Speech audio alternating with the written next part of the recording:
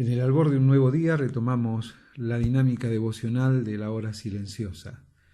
Mi nombre es Nelson Gallito, soy misionero en la ciudad de Paraná, Entre Ríos, en la República Argentina.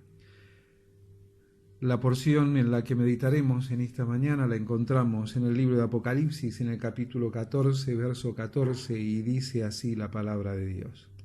Miré, y he aquí una nube blanca, y sobre la nube uno sentado semejante al Hijo del Hombre, que tenía en la cabeza una corona de oro y en la mano una hoz aguda. Y del templo salió otro ángel clamando a gran voz al que estaba sentado sobre la nube: mete tu hoz y siega, porque la hora de segar ha llegado, pues la mies de la tierra está madura. Y el que estaba sentado sobre la nube metió su hoz en la tierra, y la tierra fue segada. Salió otro ángel del templo que está en el cielo, teniendo también una hoz aguda, y salió del altar otro ángel que tenía poder sobre el fuego, y llamó a gran voz al que tenía la hoz aguda, diciendo: mete tu hoz aguda, y vendimia los racimos de la tierra, porque sus uvas están maduras. Y el ángel arrojó su hoz en la tierra y vendimió la viña de la tierra, y echó las uvas en el gran lagar de la ira de Dios. Y fue pisado el lagar fuera de la ciudad, y del lagar salió sangre hasta los frenos de los caballos por 1600 estadios. Maravilloso es lo que nos plantea Dios a través de la visión de Juan. Y quisiera que pudiésemos meditar primero sobre los participantes de esta parte de la visión. Presenta en primer lugar al Hijo del Hombre. Dice: había uno sentado semejante al Hijo del Hombre. Es una expresión utilizada por el mismo Señor Jesús para hacer referencia de sí mismo. De hecho, en los evangelios la encontramos 81 veces y hace referencia precisamente a aquella visión que tuvo Daniel, y lo relata en su libro en el capítulo 7, verso 13. Miraba yo en la visión de la noche, y aquí con las nubes del cielo venía uno como un hijo de hombre, que vino hasta el anciano de días y le hicieron acercarse delante de él. Hace referencia precisamente de manera implícita a Jesús en su deidad. El Hijo de Dios sentado en el trono en la majestad de las alturas. Una visión que tuvo precisamente Esteban cuando, abriéndose los portales de los cielos para recibirle aquel día en el cual entregó su vida por su Maestro, vio los cielos abiertos y al Hijo del Hombre sentado a la diestra del trono en la majestad de las alturas. Pero también otro de los protagonistas son los ángeles. Estos ángeles que salen del templo y no dan órdenes, sino que dan informes. Tal es su esencia en la palabra de Dios. Son los mensajeros de Dios. No ordenan, transmiten la voluntad del Padre. Pero también nos encontramos con la mies. Esta mies que está madura. Esta mies que hace referencia clara a los hombres en su impiedad, los hombres en sus pecados. Esta mies madura, que precisamente este concepto de mies madura nos hace pensar en lo que también establece al final, que es la vendimia, el tiempo de la siega, de la cosecha, de elaborar los buenos vinos y demás. Es el tiempo de abundancia, es el tiempo de alegría, pero este es el tiempo en que la abundancia es abundancia de pecado y la alegría es del disfrute del pecado y de su maldad. Es el tiempo en el cual Dios comienza a obrar de manera maravillosa. Pero también nos presenta tres espacios. Nos presenta el trono, nos presenta el templo y nos presenta la tierra. Y cuando miramos el trono, vemos allí en el verso 14 cómo lo presenta, y de manera única, porque no lo encontramos en otra porción. Dice: miré y he aquí una nube blanca, y sobre la nube uno sentado semejante al Hijo del Hombre, que tenía en la cabeza una corona de oro y en la mano una hoz aguda. Y este lugar lo relaciona directamente con el principal protagonista, que es el Hijo del Hombre, que es Jesús mismo, el Cristo, el Cordero, que fue inmolado una vez y para siempre. porque allí el trono, en esta nube blanca, que es la expresión utilizada, hace referencia a la magnificencia del trono y de quien lo ocupa.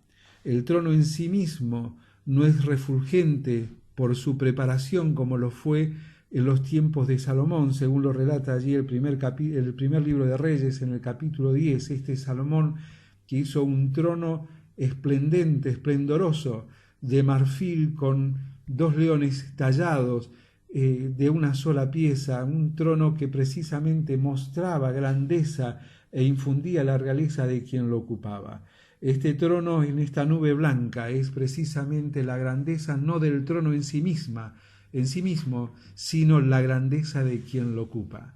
El volumen de su santidad es incontenible, de su grandeza y de su soberanía, que irradia un esplendor tremendo.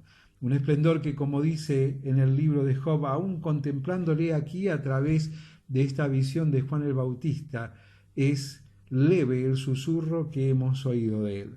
No nos alcanza nuestra mente finita a comprender la magnitud de la magnificencia del trono de Dios allí en los mismos cielos, el trono en el cual el Hijo del Hombre está sentado.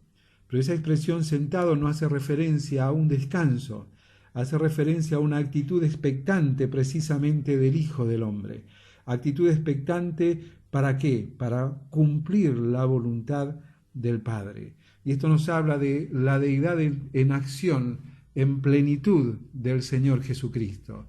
Este que en su absoluta humanidad siempre estuvo a disposición de los informes del Padre para saber qué y en qué tiempo debía de cumplir la acción que el Dios Padre había determinado para que el Dios Hijo, en la segunda persona de la deidad, ejecutara en los tiempos establecidos por el Padre. Y esa actitud expectante lo vemos porque en el trono no solamente está sentado, coronado, porque también habla de la corona, hablando precisamente del testimonio, el recordatorio de quién es el Rey de Reyes y Señor de Señores. Pero la actitud expectante lo vemos por aquello que tiene en su mano. Dice, y tenía en su mano una hoz aguda.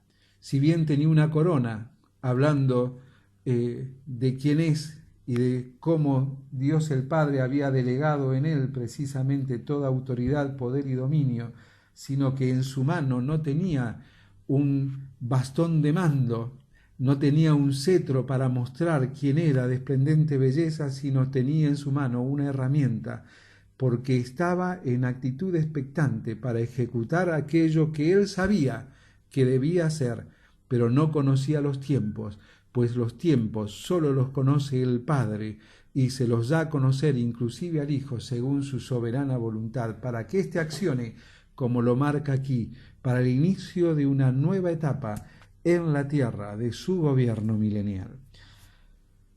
Pero también nos habla de otro espacio, que no es el trono, sino que es el templo del cual salían los ángeles. Y es maravilloso porque esto nos habla de que el mensaje de los ángeles no era un mensaje interpretativo, no era un mensaje de voluntad propia, sino de revelación absoluta del Padre, quien en sus tiempos sale y le dice, es tiempo de meter la hoz. Es tiempo de que bajes a la tierra y seas cegada, ¿sí?, a través de esta hoz aguda, esta herramienta que tenía el Hijo del Hombre en su mano. ¿Para qué? Para que fuese el mundo juzgado con justicia por aquel a quien el Padre entregó todo el juicio. Querido hermano, qué maravilloso es poder contemplar cómo Dios en sus tiempos ha establecido ordenadamente y todo según sus tiempos se ha ido cumpliendo. Pero maravilloso es contemplar al Hijo, la segunda persona de la deidad, que conociendo la voluntad del Padre siempre fue sujeto y estará sujeto hasta el final de los tiempos para cumplir según los designios, llegado el día del cumplimiento del tiempo. Ni un día antes ni un día después, la acción es hecha en el momento justo, marcada por el Padre, para que su nombre sea glorificado entre los hombres. Pero para poder intentar aplicar algo de esto, yo quisiera llevarte a pensar en aquello que decía el escritor en la carta a los Hebreos, porque arranca precisamente con el trono. Termina haciendo una hipérbole en función de la sangre, hasta dónde llegará, para entender lo que será ese día tremendo en el cual la justicia de Dios sea hecha manifiesta aquí en la tierra delante de todos aquellos que estaban adorando a la bestia y al falso profeta. Y lo que nos dice el escritor en la carta a los Hebreos, llevando y enfocándonos nuevamente en el trono, es que debemos contemplar y darnos cuenta libertad de acceso a qué trono tenemos. Precisamente a este trono refulgente, esplendoroso de gloria, a este trono cuya magnificencia no está dado por la construcción del mismo, sino por quien lo ocupa, y que nos lleva a meditar en el camino que nos abrió precisamente el que está sentado en el trono. Dice en Hebreos capítulo 10, verso 19, así que hermanos, teniendo libertad para entrar en el lugar santísimo, por la sangre de Jesucristo, por el camino nuevo y vivo que Él nos abrió a través del velo, esto es, de su carne, y teniendo un gran sacerdote sobre la casa de Dios, acerquémonos con corazón sincero, en plena certidumbre de fe, purificados los corazones de mala conciencia y lavados los cuerpos con agua pura, y mantengamos así firme y sin fluctuar la profesión de nuestra esperanza, porque fiel es el que lo prometió. Y en el capítulo 4 nos invita a acercarnos precisamente confiadamente ante este trono, y lo grafica de una manera muy particular. Dice, el trono de la gracia. Acerquémonos pues confiadamente al trono de la gracia.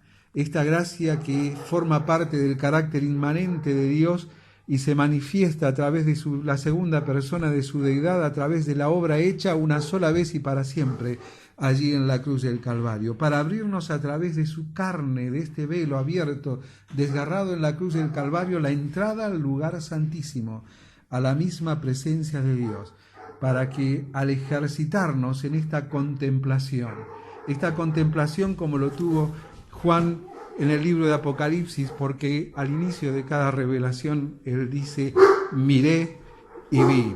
Y allí en su primera carta, en el capítulo 3, verso 1, nos dice, mirad, contemplad cuál amor nos ha dado el Padre. Contemplar el trono de la gracia ante el cual tenemos libertad de entrada para alcanzar lo que realmente necesitemos. Y queridos hermanos, que cada día, cada mañana, y en especial en esta en oración, al ingresar delante del trono de la gracia, no mires hacia abajo para ver el listado de tus peticiones, sino que en absoluta humildad abras tus ojos y puedas contemplar el fulgor esplendoroso de la presencia del Dios 3 veces santo, el Dios que está sentado en el trono, manifestado a través de su Hijo el Señor Jesucristo, intercediendo por cada uno de nosotros para alcanzar aquello de lo cual tenemos necesidad. Y dice allí en el capítulo 4 de los Hebreos, lo que tenemos necesidad son dos cosas, de las cuales pocas veces hacemos uso y clamamos delante del trono de la gracia, y es alcanzar misericordia y gracia para el oportuno socorro. Que tengas un bendecido día.